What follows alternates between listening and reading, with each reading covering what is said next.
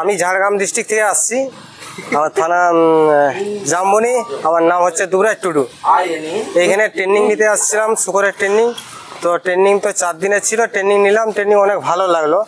দিয়ে আবার নিজের হাতে প্র্যাকটিক্যাল করে খাসি লেজ কাটানা, দাঁত কাটানা সব শিখাইলো, অনেক ভালো লাগলো। দিয়ে আমি অনেক কিছু জানতে পারলাম এইখানে আসি।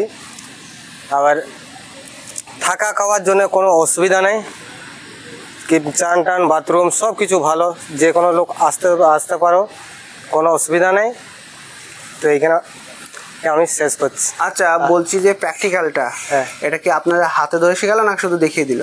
না না না, প্রথমে দেখালো, দিয়ে তারপরে আমাদের নিজের হাতে নিজেরাই করলাম আমরা।